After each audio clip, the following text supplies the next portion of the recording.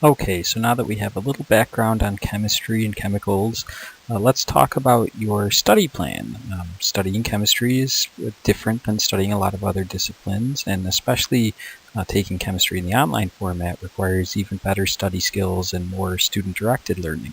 So we'll spend a few moments here just discussing what might be a successful study plan for you. If not, if you know yourself and how you study and you're good, then as long as it's effective, that should be fine. But if you notice after, say, the first homework set or exam that things are not going well, then we should be in contact and hopefully find a better study strategy for you.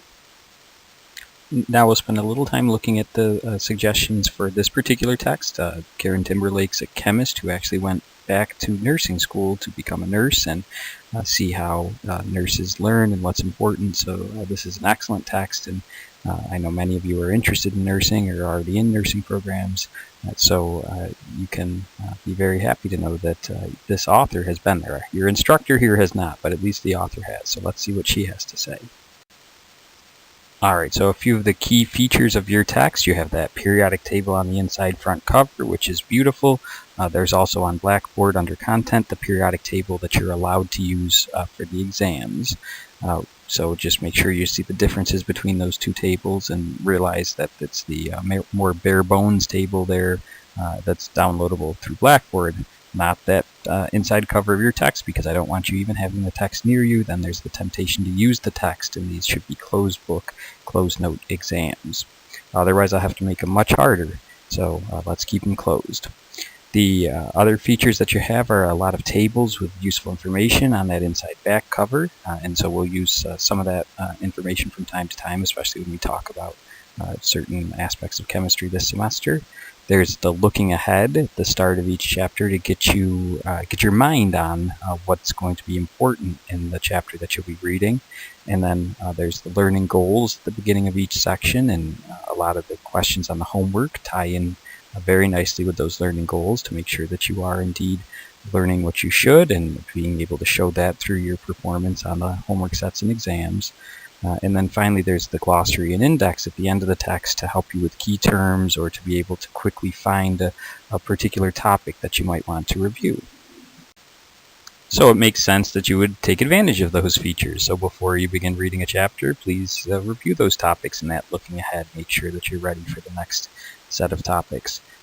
Review the learning goals at the beginning of each section, and at the end use those concept checks to make sure that you understand those key ideas from the particular sections and the chapters that we'll cover.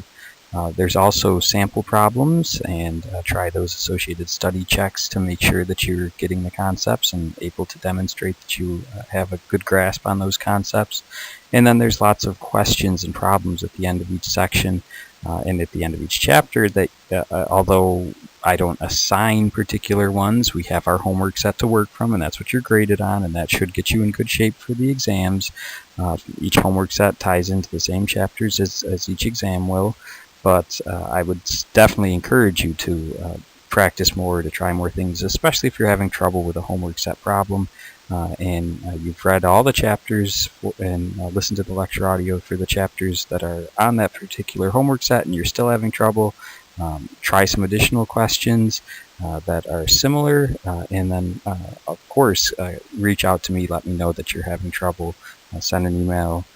Make an appointment if you're able to come face-to-face, or stop by my office hours to see me. Probably one of the biggest hurdles to overcome for studying chemistry is the fact that many of you don't like chemistry, or at least you don't like it yet, and you don't think you should have to be here, and it's tough to overcome those sort of feelings and get into a topic that you probably would rather not have a course in. Well, hopefully we're changing minds already about that, but if not, then try to find those real-life connections. Try to convince yourself it is important. There's a reason why accreditation groups and degree programs require this sort of course from nurses or from others who need to know, at least in an introductory level, what general organic and biochemical concepts are. So this text in particular has nice links, and these real-world links are links to health, which should be very much applicable to those of you in nursing or headed toward nursing programs. There's also links to the environment. We should all be conscious of our environment. We share this earth, and many of us have children that we want to pass this earth on to, and so therefore our concern for the environment should be very strong, and that should cause us to be interested in proper use and proper disposal of chemicals. There's the links to industry, which again I find particularly interesting. Maybe you don't, but certainly give those a try to take a look, and maybe you might not find them interesting at first, but the more you read, the more you may have that appreciation. And finally, there's the link to history. Chemistry is intimately tied to history, and a lot of historical advances have been possible because of advances in chemical understanding.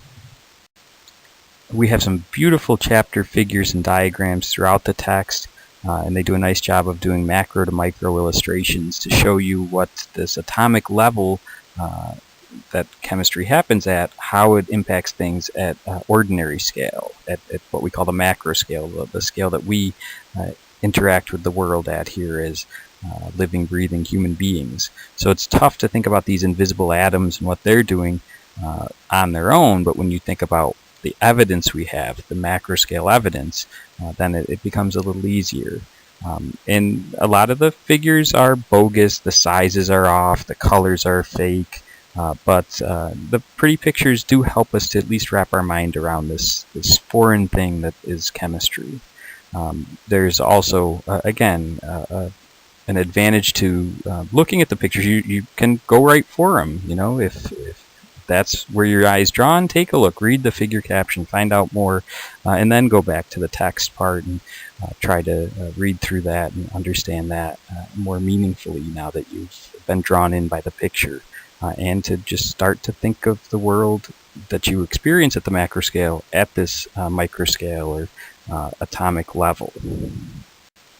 All right, and then at the end of the chapters, when you're reviewing what you hopefully have learned, there's lots of nice study aids there as well. Concept maps are great. They show how these key concepts are intertwined and linked together, and that's really the beauty of chemistry. Is it's the central science because so many things rely on chemistry, and within chemistry, your understanding, one of the reasons it tends to be a tough subject area for students, particularly students in the sciences or health sciences, is that a lot of you have great memories, you can remember facts, but chemistry, no matter how good your memory is, if you can't relate facts, if you don't get the mole concept at the beginning here of this semester, you're not going to be able to make those important connections when we start to talk about reactions in terms of moles of reactants and moles of products, and it just continues to build on itself. So those concept maps are great for giving you a forest for the trees, so to speak. There's also the chapter reviews with a nice summary. Again, that might give you an idea of important areas you might need to go back and reread if you see them again in the chapter review and they don't seem to make sense. There's key terms with their definitions, and again, of course, the glossary at the back of the book. You have understanding the concepts, which have questions to help visualize concepts. It's very tough to think like a chemist if you're not trying to visualize like a chemist would. And then finally, there's the additional questions and problems and the challenge problems. If you really get and fall in love with chemistry and get to the point where you want to push yourself above and beyond the limits of this course, certainly attempt those challenge problems. Let me know if you're having trouble with the challenge problems. I don't assign them because they are probably above where most people want to be in the course. But if you find yourself drawn to them and you have questions about them, certainly, please let me know. Back to that idea of chemistry building on itself and being dependent on your prior knowledge of not only chemistry but other science and math concepts, there are certain chapters that have problem sets called combining ideas, and these will have problems that ask questions that rely on multiple chapters worth of knowledge. So when we talk about gases, for instance, we could have a reaction that produces a certain amount of gas, and we could go back to limiting reagent concepts. We could go back to the mole concept, certainly, to figure out amounts, and there's just a nice connectedness in chemistry, and those combining ideas will look at those concepts and hopefully help you pull them out to solve the problem by applying knowledge from multiple chapters. You are in charge of your educational experience, especially as an online learner in this course. You need to be an active learner. It's not going to happen for you if you sit back and expect things to go on their own. You've got to do the best you can do, and I certainly hope to be involved in that. I'm your instructor. It's my place to guide you on that path, but you need to take charge. You need to be the one who's trying the practice problem-solving sets, looking at the questions you have and discussing them with me, whether they're lecture-based things or lab-based things, reading all those materials before you attend lectures, sit down to virtually attend these lectures, and again, attend office hours for help if you're able to. I know, certain students aren't even in the geographic region to be able to attend physical face-to-face office hours, but maybe we could set up virtual office hours, or try some new and different ways of helping one another to make the course more successful. Here we see a table 1.2 from your text that just gives you a sample study plan. If you don't already have a study plan, I think this is a great study plan. I'm not going to read it to you. You can certainly read through that. I think it's a study plan that works for most students. If you have your own study plan that's been successful for your other coursework and you want to apply that to this course, by all means, you know yourself better than anyone. But if, say, exam 1 comes and goes and is not your best effort, that's one of the reasons why we drop your lowest of the 5. Hopefully it's not exam 1, but if it is, that gives you a chance to recover. You haven't cost yourself anything, as long as you understand that you're going to have to work harder now. If those chapter 1 concepts and chapter 2 concepts for exam 1 are not clear, then we're going to have to formulate a study plan together, and it'll mean you've got more work ahead of you. But at least if you can get an effective study plan by say exam 2 time, then if exams 2, 3, 4, and 5 are more at your usual level, then certainly exam 1 could have been a good learning experience that didn't have to cost you necessarily when it comes to grade time. I can't drop all the exams. We do have to have some way to evaluate your learning, but again, they should be a barometer of your learning, and it should be a chance to let you know either your study plan's effective, keep going, or you need to reassess your study plan and do something different for the next exam. And just be aware, you still need to know those chapter 1 and 2 concepts, for instance. Just because exam 1 score goes away, it doesn't mean you don't have to know exam 1 concepts when you're working on chapters for exams 2, 3, 4, and 5. Alright, so let's practice what we preach. Here's a little learning check now. So which of the following activities would you not include in your study plan for learning chemistry successfully? A, reading the assigned materials before lecture.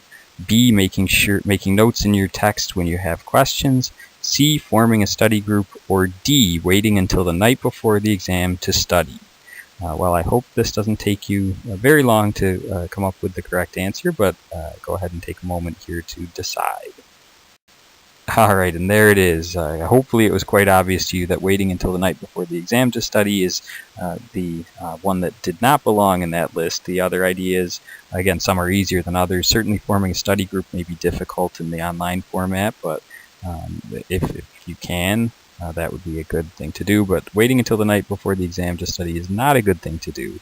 I'm not saying you shouldn't study the night before the exam, but you should certainly be studying right along and making progress throughout the course. So again, if you run into trouble and you think you need to talk with me more in depth about your study plan, certainly get in touch with me, send me an email. We can arrange a time to talk over the phone, or to meet face-to-face if possible. But I hope all of you will already have a successful study plan, or be able to implement these study suggestions and do very well in this course this semester. Good luck.